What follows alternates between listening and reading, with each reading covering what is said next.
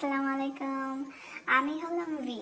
আর আজকে আমি আপনাদের এমন একটা ঘটনা বলতে আইছি যেটা মনে পড়লে এখনো আমার হাসি পায়। ঘটনাটা ঘটেছে বরিশালে।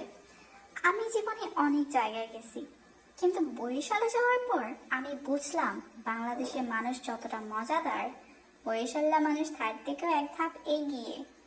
তো একদিন আমি বরিশালে গেলাম।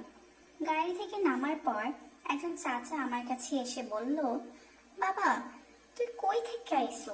আমি বললাম, চাচা, আমি কোরিয়া থেকে এসেছি। চাচা আমার দিকে কিছুক্ষণ তাকিয়ে থেকে বলল, কোরিয়া? ওইটা বরিশালের কোন জায়গা?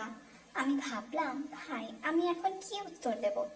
আমি বললাম, চাচা, সাউথ কোরিয়া। চাচা মাথা নাড়তে নাড়তে বলল, ও, দক্ষিণ কোরিয়া। আমি তো ভেবেছিলাম আমাদের এদিকের কোনো কোরিয়া। আমি তখন চুপ, মনে মনে বললাম, লি, আজকে তোর দিন ভালো না। তারপর আমি অনেকক্ষণ হাঁটলাম। হাঁটতে হাঁটতে প্রচন্ড পিপাসা লাগলো। সামনে একটা দোকান দেখে ঢুকলাম। আমি বললাম, ভাই, একটা ঠান্ডা পানি দেন। দোকানদার বলল, কত ঠান্ডা? আমি বললাম, যতটা ঠান্ডা হলে ভালো লাগে। ভাই আমার কথা খুব সিরিয়াসলি নিল। সে এমন ঠান্ডা পানি দিল যে বোতল ধরতে আমার হাত জমে যাওয়ার অবস্থা। আমি এক চোখ খেয়ে বললাম, ভাই এটা পানি নাকি বরফ? দোকানদার একদম শান্তভাবে বলল, আপনিই তো ঠান্ডা চাইছিলেন। আমি বললাম, ভাই ঠান্ডা চাইছি, অ্যান্টার্কটিকা চাই নাই। তারপর আরেকটা ঘটলো ঘটনা। আমি রাস্তা দিয়ে হাঁটতেছি, হঠাৎ একটা ছোট ছেলে আমার সামনে এসে দাঁড়ালো। সে আমাকে কিছুক্ষণ দেখলো, তারপর বলল, ভাই আপনি কি সেই বি?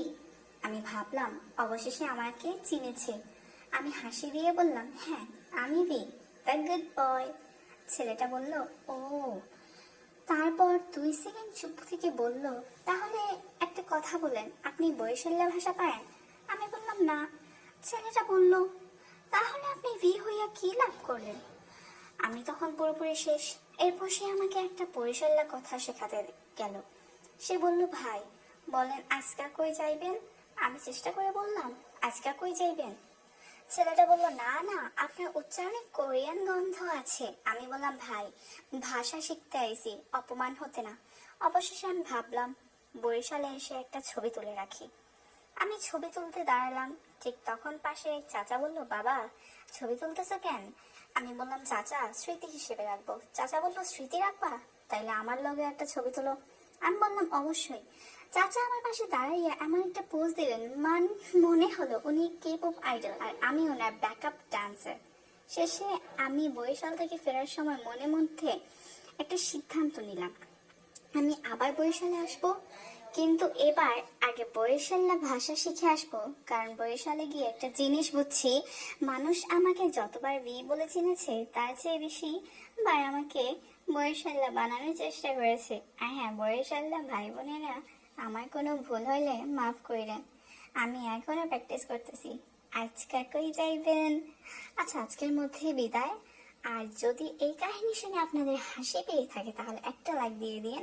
কারণ বরিশালে গিয়ে আমি যে পরিমাণ অপমান হয়েছি, অন্তত লাইকটা তো আমার প্রাপ্যই।